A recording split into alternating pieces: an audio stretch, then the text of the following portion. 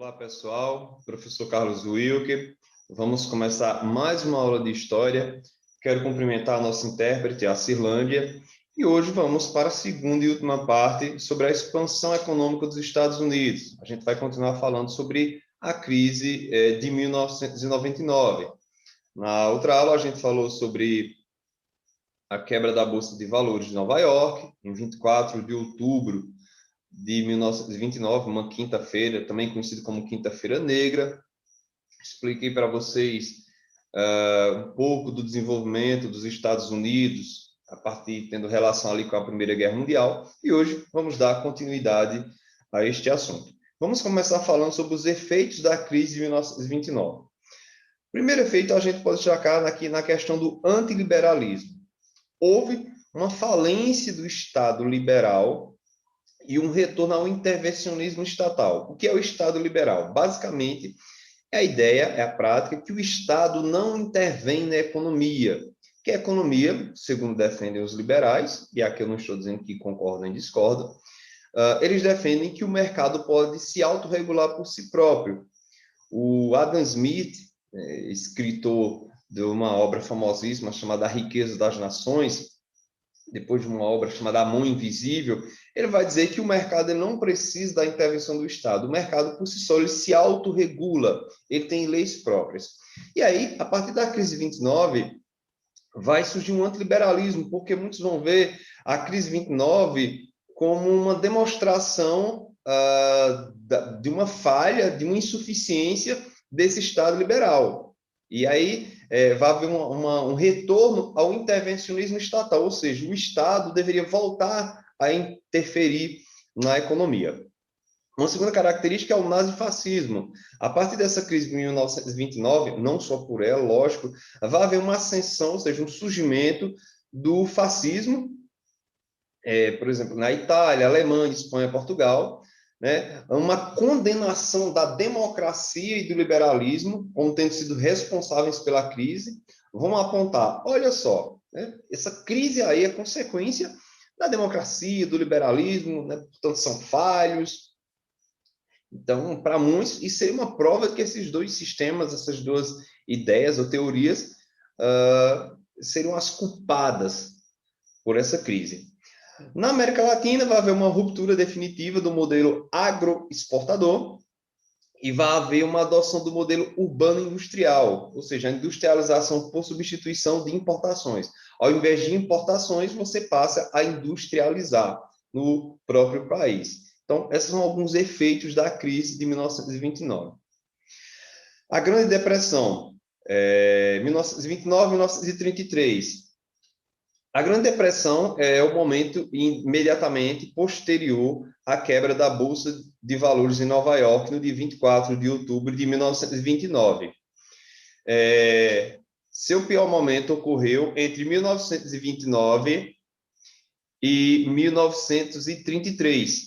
Depois da falência do sistema financeiro, tivemos taxas de desemprego dramáticas, uma forte retração do comércio internacional, a ascensão de regimes fascistas e a falência dos regimes liberais democráticos. A principal característica da Grande Depressão foi a trágica recessão econômica que atingiu o mundo capitalista no final da década de 1920. Então, essas são algumas consequências desse período chamado de a Grande Depressão, que seria o momento posterior à quebra da Bolsa de Valores em outubro de 29.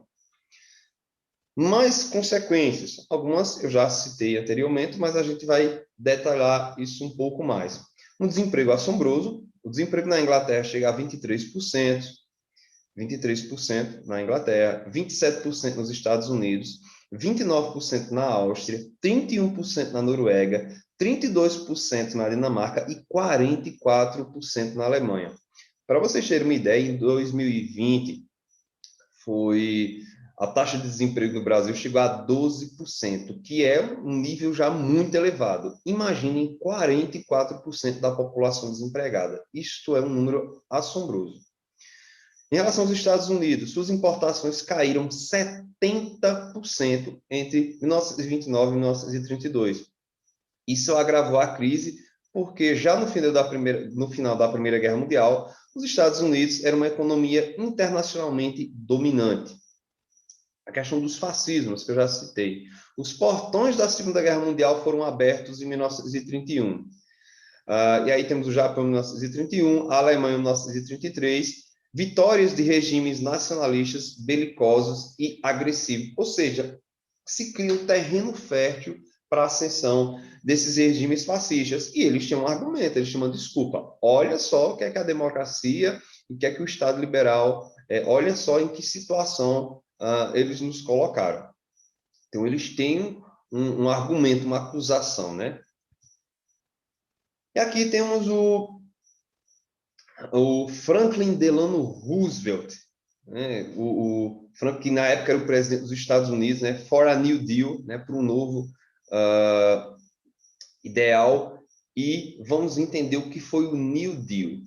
O New Deal, uma proposta para resolver a crise. O New Deal foi uma série de programas implementados nos Estados Unidos pelo governo Franklin Delano Roosevelt entre 33 e 37. Então, ele vai criar uma série de programas para tentar tirar os Estados Unidos dessa crise financeira. Foram feitos investimentos em obras públicas e na indústria bélica, uma medida adotada com maior ou menos intensidade por outros países afetados pela crise. Então, você veja, agora nós temos o Estado novamente intervindo na economia, controlando a economia, para tentar resgatar o país da maior crise financeira possivelmente da sua história.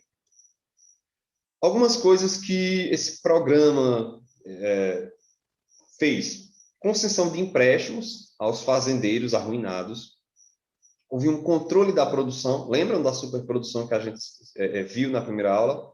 Fixação dos preços dos produtos básicos, como carvão, petróleo, cereais, aumento dos salários, redução da jornada de trabalho, legalização dos sindicatos, abolição do trabalho infantil, criação do salário-desemprego e garantia dos depósitos populares nos bancos. Isso foi uma série de medidas que o Franklin Roosevelt vai tomar para tentar resgatar os Estados Unidos, para tentar tirar os Estados Unidos da crise financeira causada por essa crise de 29.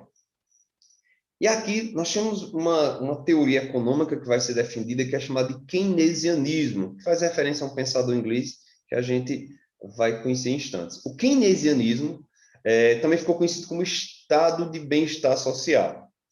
É uma teoria econômica que foi consolidada pelo economista inglês John Maynard Keynes, em seu livro Teoria Geral do Emprego, do Juro e da Moeda. Daqui a pouco a gente vai ver aí a imagem, a capa deste livro. Quais seriam os estados, as obrigações, o Estado, quais seriam suas obrigações sociais? Essa teoria ela atribui ao Estado o direito e o dever de conceder benefícios sociais que garantam à população um padrão mínimo de vida, como a criação de salário mínimo, do salário-desemprego, da redução da jornada de trabalho e assistência médica gratuita. Ou seja, o Estado deve garantir condições básicas de sobrevivência da população. Busca pelo pleno emprego consiste numa organização política e econômica opostas às concepções neoliberais, fundamentadas na afirmação do Estado como um agente indispensável de controle da economia, com o objetivo de conduzir a um sistema pleno de emprego. Ou seja, o Keynes ele vê no Estado um ator preponderante. Ele acha que o Estado deve sim intervir na economia, que o Estado deve sim ter um papel importantíssimo na economia, intervindo para melhorar as condições de vida da população, criar determinados mecanismos para que seja possível que a população tenha o básico, o mínimo para sobreviver. Ou seja, é uma ideia contrária à ideia do liberalismo, em que o Estado não intervém na economia. Inclusive, ali a gente vê a palavra controle da economia, que para um liberal, para um neoliberal, isso é uma coisa impensada. Para um neoliberal, o Estado não deve intervir na economia. Temos aqui a capa do livro, uma versão em português, óbvio. Temos aqui o Maynard Keynes e o seu livro Teoria Geral do Emprego, do Juro e da Moeda. E quais foram as consequências da crise 29 no Brasil? Primeiro, uma crise de superprodução, que já vinha ocorrendo desde 1896. Vai haver uma crise de superprodução na questão do café.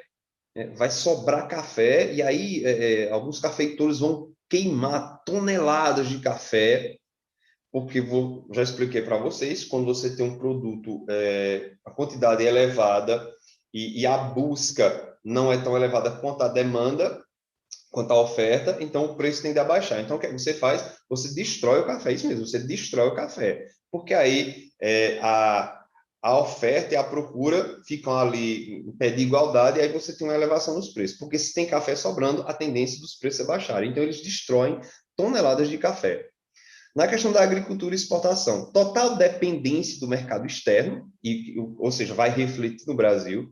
Os principais compradores do café brasileiro, quem eram? Estados Unidos e Europa. Países em crise, então vai sobrar café. Até porque, numa questão de necessidade, o café não seria uma prioridade para a Europa e os Estados Unidos comprar o Brasil. Sei lá, se de repente o Brasil estivesse exportando petróleo, seria um bem mais necessário. Mas café não entraria na lista de prioridades dos europeus e dos estadunidenses. E aí vai haver uma queima de toneladas de café para conter a queda dos preços. Isso aí eu já comentei com vocês. Vai haver uma crise política, e aí vai haver uma separação entre Minas Gerais e São Paulo. A gente já viu isso, a política do café com leite, né, que ficava revezando ali no poder da presidência, Minas, São Paulo, e aí em 1930 a gente vai ter um rompimento entre Minas e São Paulo. E marca o fim da República Velha, que em 1930 nós vamos ter um golpe de Estado dado pelo Getúlio Dornelles Vargas, em que as oligarquias foram retiradas do poder e o Getúlio Vargas assume o poder, dando início à Era Vargas, em que o Vargas vai governar o Brasil entre 1930 e 1945. Mas isso aí já são cenas para um próximo capítulo. E aqui a nossa curiosidade. Hoje, na curiosidade, eu quero deixar mais uma dica de um filme chamado Cinderella Man, mas na versão brasileira está A Luta pela Esperança. E é um filme maravilhoso. Eu gostei muito desse filme. Um amigo meu, professor de história, havia me indicado. Eu assisti, chorei para me acabar, vou logo avisando, que é a história do boxeador Jim Braddock, chamado de O Cinderella. Ele foi um camarada que superou as dificuldades trazidas pela Grande Depressão Americana e se transformou em herói nacional ao enfrentar o campeão Max Baer em uma luta memorável. O filme é lindo, é emocionante, baseado em fatos reais. Inclusive, algumas das lutas que tem dele no filme, você pode ver as lutas reais no YouTube. Como, por exemplo, se não me engano, essa última luta dele aí, ele já com idade avançada, já ferido, já bem debilitado, mas é um filme que mostra esse cenário da crise 29 e é um filme que eu indico demais para todos vocês, ok? Então é isso, pessoal. Vou ficando por aqui. Até a próxima e aquele abraço.